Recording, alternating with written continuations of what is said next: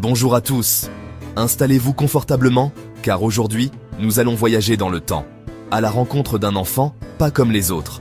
Aujourd'hui, découvrons l'enfance d'Albert Einstein, bien avant qu'il ne devienne le symbole du génie et de la créativité scientifique dans le monde entier. Dès petit, il était d'une curiosité insatiable, posant sans cesse des questions sur le monde qui l'entourait, cherchant à comprendre ce que les autres trouvaient évident. Un jour, alors qu'il était malade et cloué au lit, son père lui offre une boussole, un objet qui allait changer sa vie à jamais. L'aiguille qui pointe toujours vers le nord le fascine profondément. Il ne comprend pas comment elle peut bouger sans qu'on la touche. Ce simple objet devient pour lui une énigme, une porte vers les mystères de l'univers, et il se met à rêver de forces invisibles qui gouvernent le monde. Il passe des heures à essayer de comprendre cette force invisible, testant la boussole dans toutes les pièces de la maison, cherchant des explications auprès des adultes. Sa curiosité devient le moteur de sa passion pour la physique. Il commence à lire des livres, à observer la nature et à inventer de petites expériences. Plutôt que de se contenter de réponses simples, il veut aller au fond des choses, comprendre le pourquoi et le comment de chaque phénomène. Même dans ses jeux, il cherche à comprendre les lois de l'équilibre, à observer comment les objets réagissent, à tester ses propres théories, ou l'harmonie des notes au violon, car la musique aussi, pour lui, est un mystère à explorer, une science à ressentir. Pour lui, apprendre est une aventure, chaque découverte une pépite d'or, chaque question une nouvelle porte à ouvrir. Il nous montre que la passion et la curiosité sont plus importantes que d'être le meilleur élève, car ce sont elles qui nourrissent l'envie d'apprendre. C'est cette énergie, cette soif de comprendre, qui lui permettra de persévérer, même face aux difficultés et aux échecs. Et c'est ainsi que commence l'histoire d'un génie, un petit garçon guidé par une boussole magique, prêt à explorer l'inconnu. On pourrait croire qu'Einstein était l'élève préféré de ses professeurs, tant son nom est aujourd'hui synonyme de génie et d'intelligence hors du commun. Pourtant, la réalité était tout autre. Il était souvent mis à l'écart, incompris par le système scolaire traditionnel. L'école allemande de l'époque valorisait l'obéissance, la discipline et la mémorisation mécanique, laissant peu de place à la curiosité ou à l'imagination. Pour Albert, c'était une véritable prison intellectuelle, un lieu où il ne pouvait pas exprimer sa soif de comprendre le monde. Il s'ennuyait profondément, rêvait d'expériences de pensée et se sentait souvent incompris, comme s'il vivait dans un univers parallèle. Ses professeurs le trouvaient distrait, lent à répondre, parfois même rebelle face à l'autorité et aux règles imposées. L'un d'eux lui a même dit un jour, sans détour, qu'il n'arriverait jamais à rien dans la vie. Mais l'échec scolaire ne signifie pas manque de potentiel, ni absence de talent ou d'intelligence. Einstein avait besoin de liberté pour s'épanouir, d'un espace pour imaginer, questionner et explorer ses propres idées.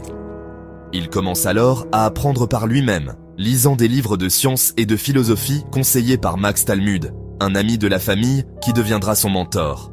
Ces lectures lui ouvrent des horizons bien plus vastes que l'école, nourrissant sa curiosité et son esprit critique.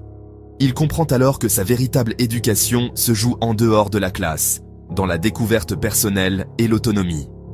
C'est là, dans la solitude studieuse, qu'il forge son autodiscipline, sa méthode d'apprentissage et sa passion pour la connaissance.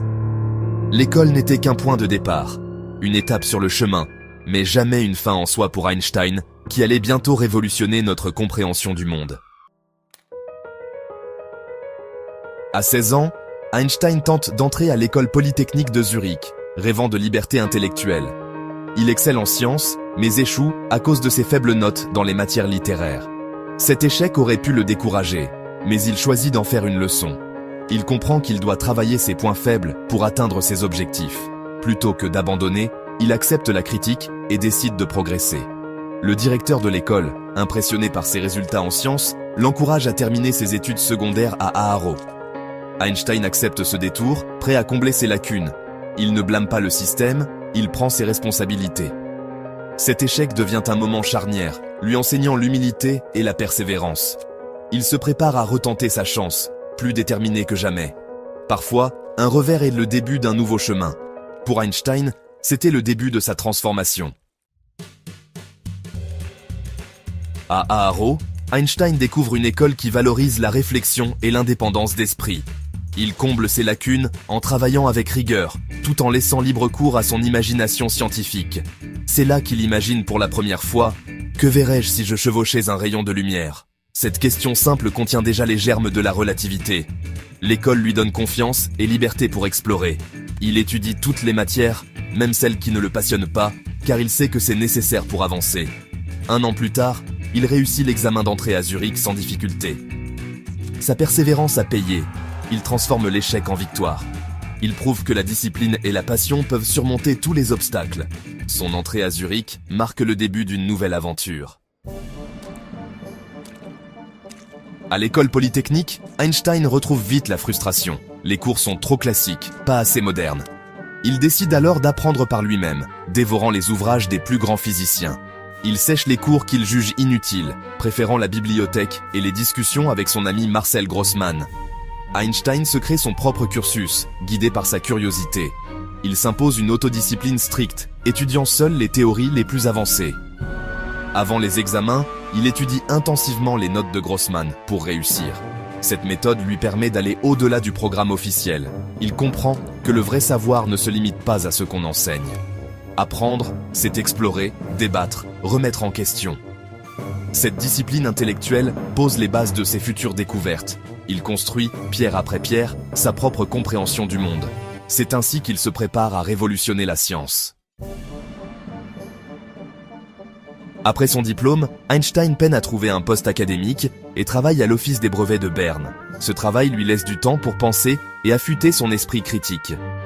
En 1905, à 26 ans, il publie 4 articles qui bouleversent la physique.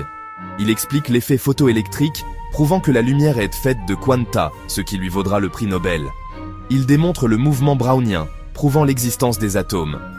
Il introduit la relativité restreinte, révolutionnant notre conception de l'espace et du temps.